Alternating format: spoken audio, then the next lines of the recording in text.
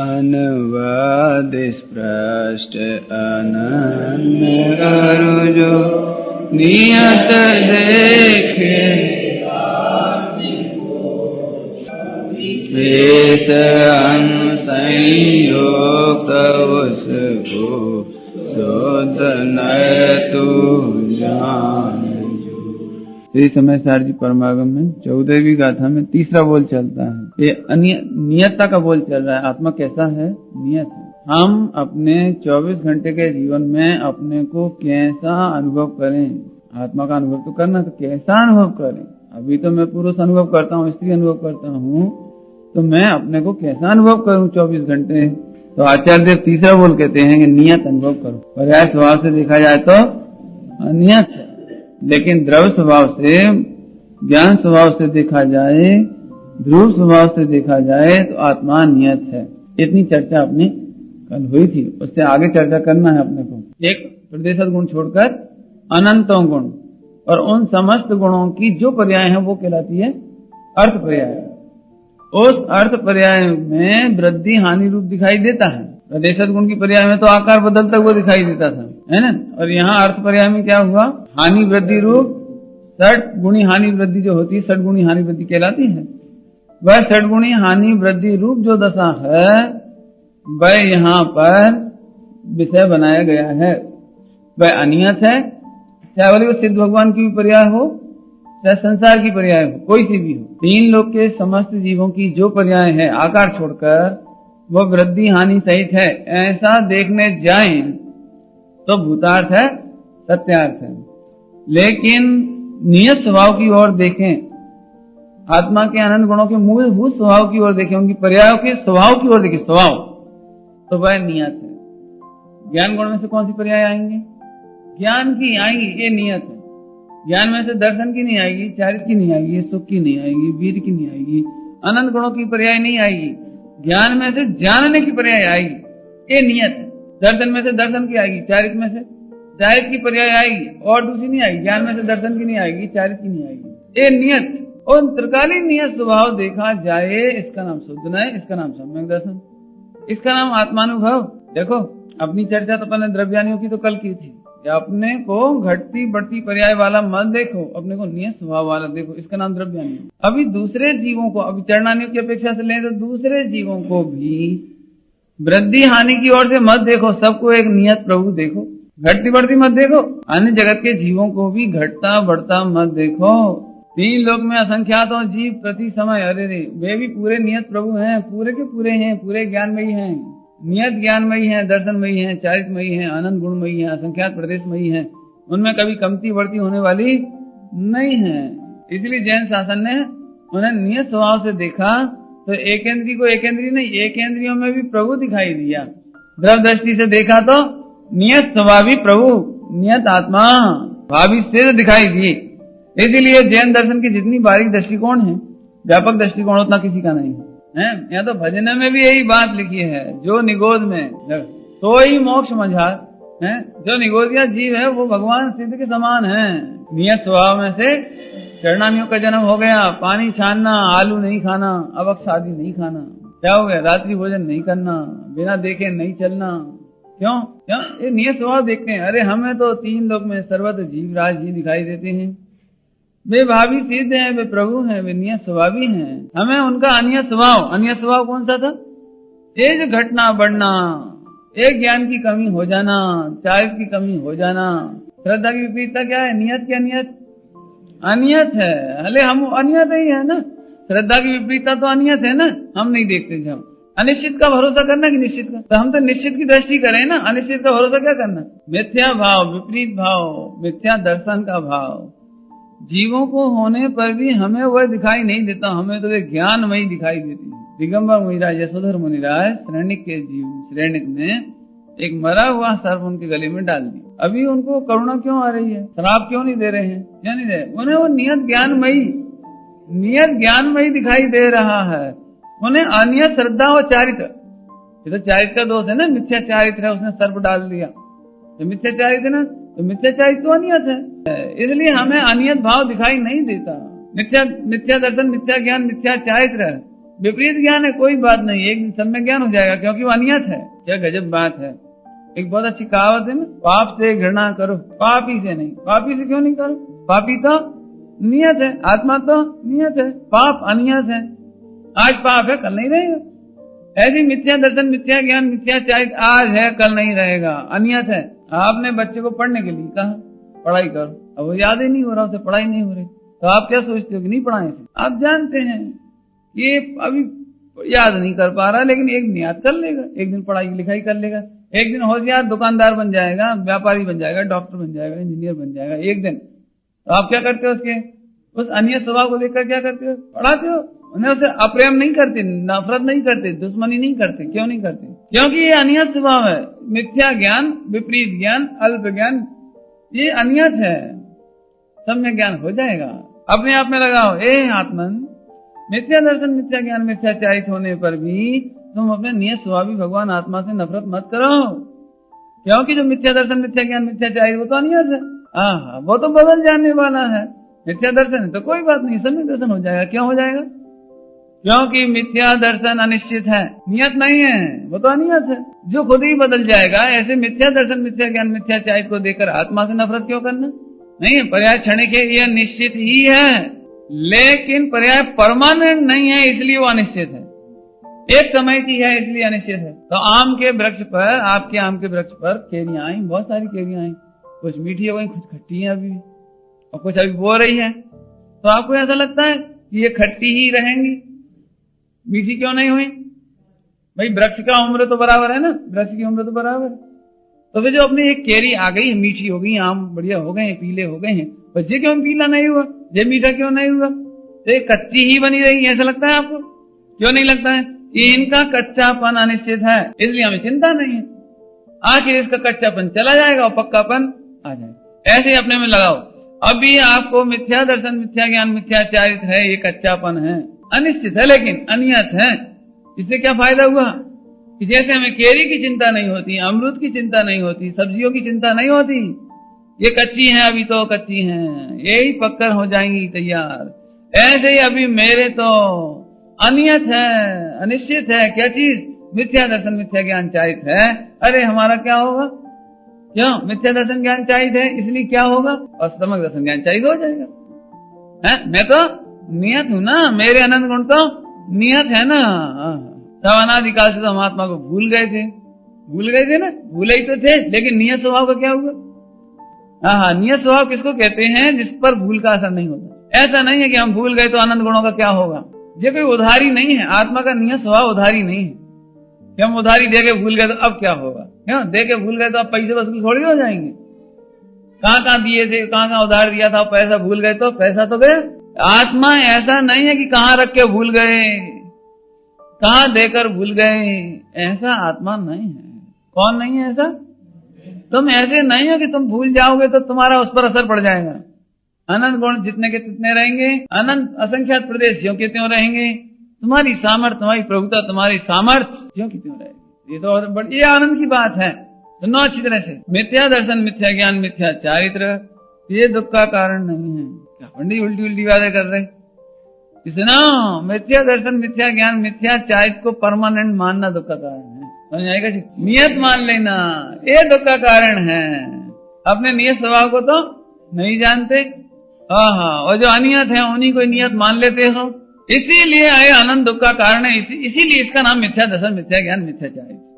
समझ आए? कुछ हमने कुछ पलट करके भी वही बात कही है। मिथ्या दर्शन, मिथ्या ज्ञान, मिथ्या चारित्र ही दुख का कारण है, लेकिन मिथ्या दर्शन, मिथ्या ज्ञान, मिथ्या चारित्र दुख का कारण नहीं। मतलब क्या निकला? मतलब ये निकला कि ये बात सही है कि मिथ्या दर्शन, मिथ्या ज्ञान, मिथ्या चारित्र दुख का कारण है, लेकिन वे कोई शब्द थोड़ी है। मिथ्या दर्शन ज्ञान चारित्र कोई दूसरी वस्तु में थोड़ी है। मिथ्या दर्शन ज्ञान चारित्र कोई जगत की वस्तु थोड़ी है। मिथ्या दर्शन ज्ञान चारित्र किसे कहते हैं? कि तुम मिथ्या दर्शन ज्ञान चारित्र को ही तो देखते हो, उसे नियत देखते हो, ये मिथ्या दर्शन ज्ञान चारित्र है। मिथ्या दर्शन ज्ञान चारित्र कितना कि तुम उस मिथ्या दर्शन ज्ञान चारित्र को नियत देखते हो, इतना। अब फिर से बोले, मिथ्या दर्शन ज्ञान चारित्र कितना सा? इतना सा, इतना, कितना सा कि तुम पर्याय स्वभाव को नियत देखते हो, इतना सा। अनियत को नियत देखते हुए मिथ्या दर्शन ज्ञान चाहित है। नियत को नियत देखना मिथ्या दर्शन नहीं है, सम्यक दर्शन है। और नियत को नियत जानना ये सम्यक ज्ञान है। और नियत को नियत अनुभवना, मग्न होना, आनंद करना, ये चाहित है। बोलो कितना सा है? मैं इसलिए वाक्य बदला उसको। अपने क्या लगता, हाँ भैया पंडित बात तो सही है, मिथ्या दर्शन ज्ञान चाहिए, दुख का कारण है, बात तो सही है भैया। अब बे दूर होए, अब बे दूर होए, अब बे क्या दूर होए? ऐसा लगे जैसे बे दूर होए माने जैसे कोई कुत्ता आ गया उससे दूर हो जाए। दूर होए माने क्या? मिथ्या दर्शन ज्ञान चाहिए, दूर हो तो सुखी हो। इसका मतलब ये है कि तुम अपने को नियत देखो तो सुखी। कितना सरल है, कर सकते हैं। अरे अपने को अन्य स्वभाव ही मत देखो। एक बात याद आ रही थी, ये जो अन्य स्वभाव है ना, पर्याय का अन्य स्वभाव है, पर्याय का अन्य स्वभाव है ना, तुम ये नहीं जानना कि जब इसकी याद नहीं आए, जब हम लोग व्यवहार ना करें, जब हम खाएं पिए नहीं, तब का काम है। यह तो 24 घंटे ऐसे ही चलेगा। ऐसे ही चलेगा कब तक? जब तक भगवान ही बनेंगे। क्यों? हाँ, ये तो सिद्ध दशा तक चलता रहेगा। सिद्ध दशा में भी अन्य स्वभाव तो चलता ही रहेगा। पर्याय है ना, वो तो केवल ज्ञान पर्याय है, सम्यक दर्शन ज्ञान चाहिए पर्याय है, अनंत गुण उनकी पर्याय है, तो वे तो अनंत काल तक चलेंगी। तो अब तुम उन्हें रोकना चाहते हो? हमें क्या लगता है पंडित जी, खोटे विचार तो कम से कम नहीं आना चाहिए। ठीक है मानो, कभी सम्यक दर्शन हो, खोटे विचार नहीं आएंगे जब, तो फिर क्या उपाय है कि वो तो अनियत स्वभाव, वो नहीं रोकने वाला। एक काम हो सकता है, अनियत को अनियत देख लो, नियत को नियत देख लो, सम्यक दर्शन ज्ञान चाहिए। अब आप क्या करना अपने को? हमें ये लगता है अरे पहले घर बार तो छोड़ें, पहले कपड़ा तो कम करें, पहले खान पान तो बदलें। लेकिन भाई साहब वो तो अनियत है। जिधर तुम देख रहे हो मिथ्या दर्शन ज्ञान चाहिए ले लो, तो वो तो अनियत है। चारित का दोष है वो भी अनियत है, और चारित का गुण है वो भी चारित है जो अनियत है। अब हम एक बात कहते हैं, तो उधर देखते क्यों? इधर नियत स्वभाव को देखने में नाम सम्यक दर्शन ज्ञान चाहिए। गुण माने चारित का गुण है, माने चारित गुण नहीं कहा, चारित का गुण, चारित की गुण माने विशेषता, चारित की विशेषता माने पर्याय। कोई बात नहीं, जब गुण का एडजेक्टिव बनाते हैं ना तो वो पर्याय बनती हो, जब द्रव्य का एडजेक्टिव बनाते हैं, विशेषण बनाते हैं, तो गुण बनता है। ऐसा नियम है। भगवान को अनंत गुण 8 गुण प्रकट हुए। क्या प्रकट हुए? वास्तव पर्याय है वो, 46 गुण प्रकट हुए। 46 गुण माने पर्याय। कोई बात नहीं, चारित्र का गुण प्रकट हुआ माने चारित्र की विशेषता प्रकट हुई, माने वो वास्तव में वो चारित्र की विशेषता माने पर्याय है, वो अनियत है। तो अनियत है, उसको अनियत देखो, इतना काम है बस। और नियत स्वभाव को नियत देखो। इससे बहुत फायदा होने वाला है, क्योंकि इससे इतनी व्यापक दृष्टि हो जाएगी कि लोक में आपको कहीं क्रोध उत्पन्न नहीं होगा। क्रोध क्यों उत्पन्न होता है? अनियत को नियत देखना चाहते हो। पहली गलती तो ये है कि अनियत को नियत बनाना चाहते हैं। ये शरीर परमानेंट रहे, नहीं मानना चाहते, अनियत को नियत बनाना चाहते हो। इसका संयोग अनियत है, निश्चित नहीं है, अनंत काल तक नहीं रहने वाला है। दुखी काहे गए अपन? चलो, शरीर की स्वस्थता, शरीर की रोग क्या करना चाहते हो? स्वस्थता को स्थिर रखना चाहते हो। बताओ, मकान कैसा बनाना है? भानु परमानेंट नियत बना रहे, क्या चाहते हो? गजब बात है। 3 लोक में समस्त पर्याय अनियत हैं, और अपन क्या चाहते हैं? ऐसा लगता है जैसे आज ही कोई घटना घटी है। लेकिन हम आपसे कहते हैं रोज अखबार पढ़ो, और रोज ही आप देखो, यदि पूरे विश्व के समाचार आपके यहाँ आने लगे, नहीं तो संभाग के आते हैं आपके, ग्वालियर के आते हैं, समझ लो, झांसी के आते हैं, ग्वालियर के आते होंगे यहाँ तो, है ना। अभी हम पूछते, अभी पूरे विश्व में जाने कितने हवाई जहाज रोज पलट रहे हैं, चारों ओर बैरा का समुद्र लहरा रहा है। हमें इस बात का दुख होता है गाड़ी क्यों पलटी, इस बात का दुख नहीं होता कि हम अपने नियत क्यों नहीं देखा ऐसा। हम अपनी दृष्टि नहीं पलटते, ये दुख की बात है। नहीं समझ में, हम आपको दृष्टांत दे समझ में आए। अग्नि को हाथ में ले लिया, और इस बात का दुख है कि हाथ क्यों जल गए। हाथ में बर्फ ले लिया, अरे हाथ ठंडी काहे हो गए। द्रव्य रूप कर सर्व स्थिर परजय, स्थिर है कौन? बता दो कौन है परजय से? पर्याय से स्थिर कौन है? स्टोपदेश की गाथा है, स्टोपदेश की। किसी का मरण हो जाने पर लोग ऐसा कहते हैं, अरे आज वे चले गए। तो ऐसा दृष्टांत दिया है आचार्य देव, करुणा करके उन जीवों पर कहते हैं जो ऐसा कह रहे हैं, देखो वे चले गए, अरे देखो आज घटना घट गई, अरे देखो। तो आचार्य उन पर करुणा करके कह रहे हैं, क्या कह रहे हैं मालूम? वे कह रहे हैं कि तुम ऐसे हो जैसे जलते हुए जंगल में किसी हरे भरे वृक्ष पर एक मनुष्य चढ़ गया। चारों ओर से जंगल में दावानल है, चारों ओर, और एक हरे भरे बीचों बीच एक वृक्ष पर चढ़ गया, और ऊपर से कहने लगा, अरे हम कितने पुण्यशाली हैं, देखो हम बच गए। और फिर देखो वो बेचारा हिरण जल गया, वो आदमी जल गया, और वो वृक्ष भी जल गया, और ये भी जल गया, और ये भी जल गया। क्या हो रहा है? चारों ओर से जलते हुए जंगल के बीचों बीच खड़ा है। क्या होगा भैया? ये नहीं लग रहा है। अभी भी हमारे घर में घटना थोड़ी घटी, ये दूसरे के घर में घटी, ऐसा लग रहा है। इसलिए चैन है अपने को। सावधान, बैराग का समझ लहरा रहा भाई, तुम फिर भी विरक्त नहीं होते। अनियत को नियत बनाना चाहते हो, ये पहला अपराध है। समझ लो, दुनिया में तो ये होंगे ही नरक की पीड़ा, नरक की पीड़ा तो होगी ही।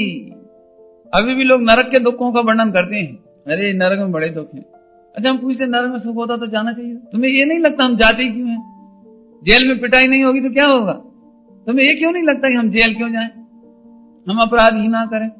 ऐसे यहाँ पर अनियत देखना अपराध है, और 4 गति की पिटाई है।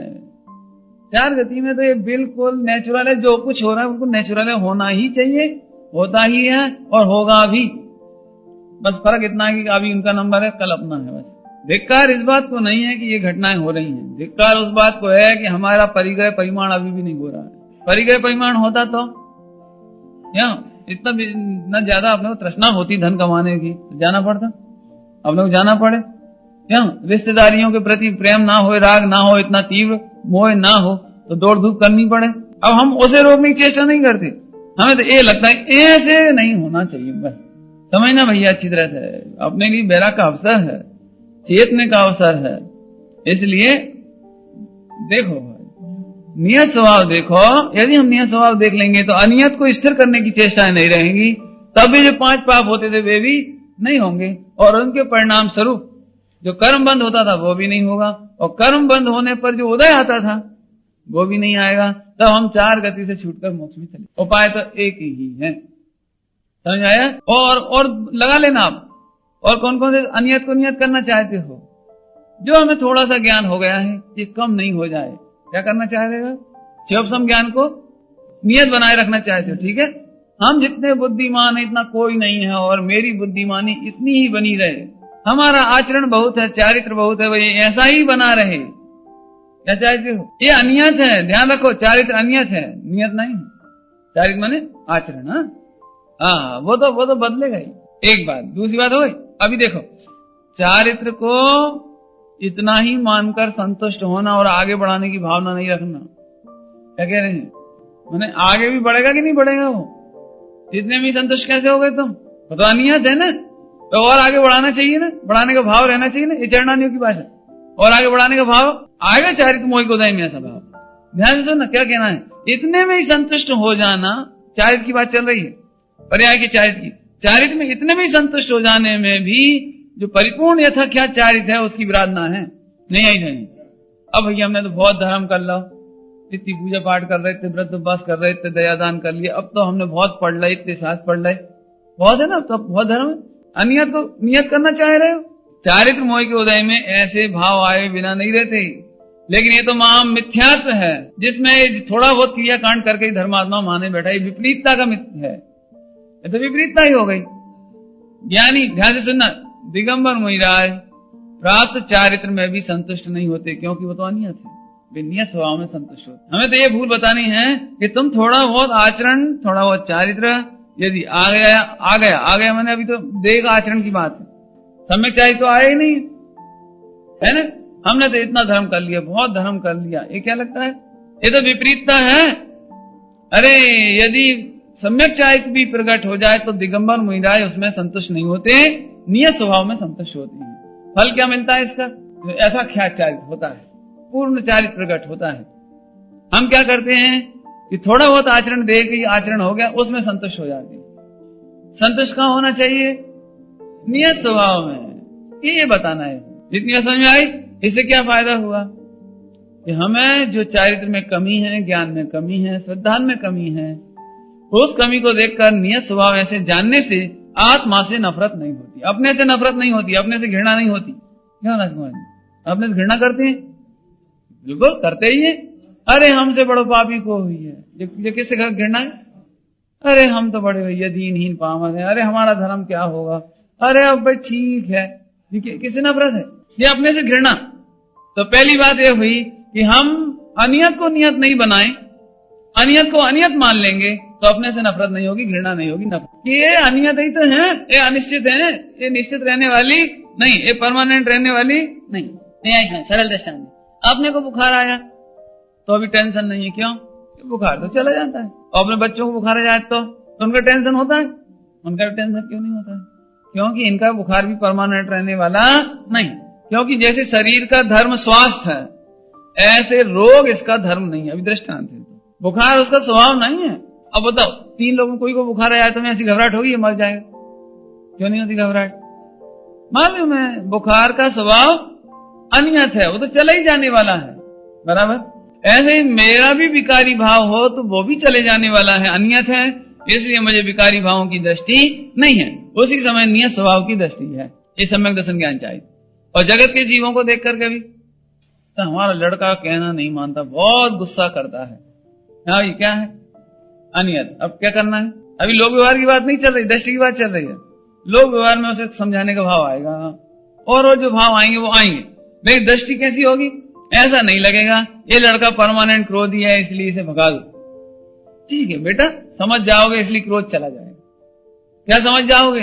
कि तुम्हारा स्वरूप क्या है, तुम कौन हो? क्या अपने बच्चे को क्या समझाते हो? गलत काम करे, सिगरेट पीवे, बीड़ी पीवे, तो बेटा तुम जैन हो, तो कौन सा स्वभाव बताया जी? समझ लो, इस भाव का नियत स्वभाव बताया आपने। इस भाव में जैनत्व उसका नियत स्वभाव है, और बीड़ी सिगरेट पीना इस भाव की नई कमाई है।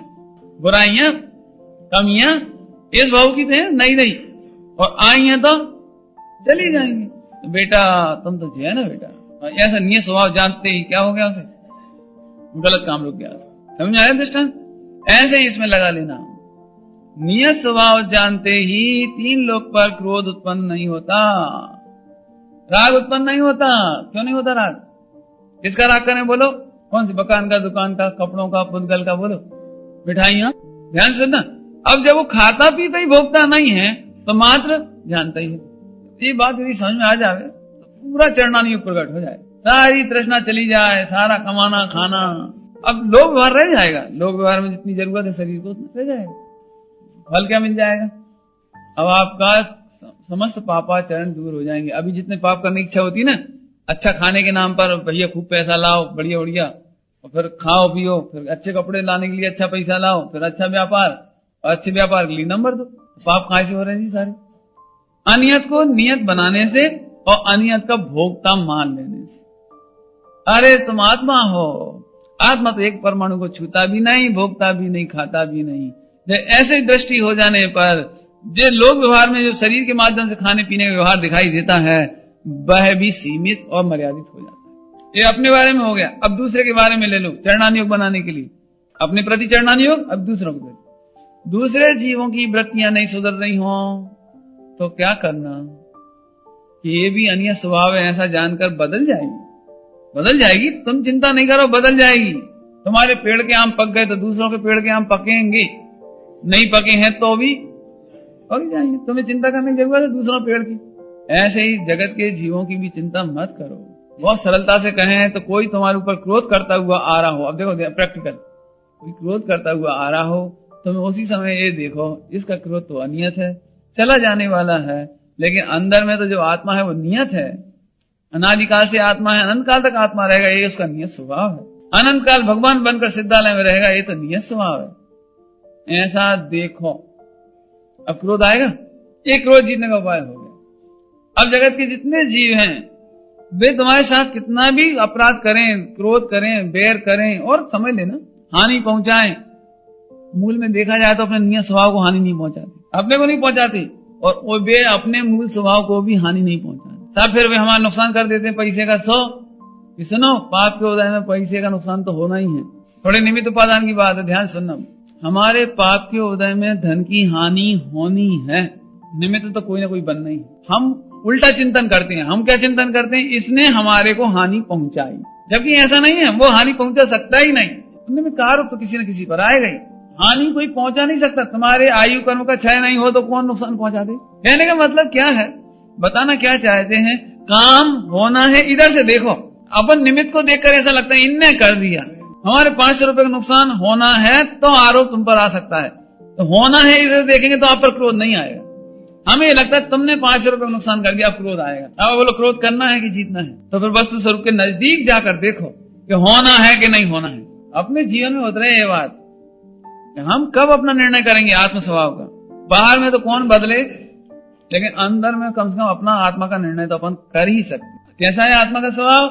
नियत है, और पर्यायों का स्वभाव अनियत है। पर्याय का स्वभाव अनियत है तो बदल जाने वाली है। समझ में आ गई? एक इसी प्रसंग में एक बहुत अच्छी पॉइंट बताते हैं, अनियत में से एक पॉइंट बताते हैं। देखो मानो सत्संग अनियत है, काम करना हो तो कर लो। स्वास्थ्य, शरीर का स्वास्थ्य अनियत है, काम करना हो तो कर लो। सदा एक से दिन नहीं रहते। आज तुम्हें पुण्य को मंदिर मिला हुआ है, मनुष्य देह मिली हुई है, जिनवाणी मिली हुई है, बताने वाले मिले हुए हैं, सुनो शरीर की सुकुल आयु निरोगता। क्या लिखा है? जब लो न रोग जरा गहे, तब लो झटती निज हित करो। सदाकाल सुनाने वाले नहीं रहेंगे। सुनो, सदाकाल सुनाने वाले रहेंगे लेकिन तुम्हारे कान सुनने लायक नहीं रहेंगे। अरे आप अच्छी तरह से निर्णय कर लो आज और अभी। आत्म कल्याण का काम कब करने लायक है? कि आज करे सो कल कर, कल करे सो परसों। आत्म कल्याण का काम तो आज करे सो अब कर, अब कर। पल में प्रलय हो जाती है। खूब शांति से विचार करो। नियम सार जी में क्या लिखा है? ये परमागम के परमामृत अमृत रूपी वचन है। इस अमृत को मत ठुकराओ। आत्मा अनादि निधन है, उस अमृत को मत ठुकराओ। एक स्त्री को अपने पति से प्रेम हो तो ऐसा व्यापार नहीं करवाना जिसमें उसे मायाचारी करना पड़े, नंबर 2 करना पड़े, पापाचार करना पड़े कि तुम तो कहीं से लाओ 5 तोले का हाल ले आओ। फिर कहते हैं आपको पद्म पुराण बारंबार पढ़ो और सती सीता और अंजना बनने की कोशिश करो।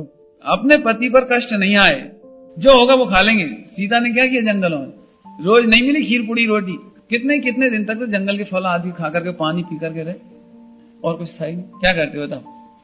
हमारा कहने मतलब यह है कि पुराण पढ़ करके भी ये सीखने लायक है। क्या सीखने लायक है? आत्मा नियत है, से सब अनियत है, सबकी दृष्टि छोड़। संयोग को परमानेंट करने की कोशिश मत करो, गायक को परमानेंट देखो। हाँ, परमानेंट को परमानेंट तरीके से देखना सीखो। क्या कह रहे हैं? गायक नियत है और उसे नियत तरीके से देखना सीखो। इतनी चर्चा हो गई, अभी और इसमें चर्चा है, इसकी चर्चा अपन कल करेंगे। ओम नमः।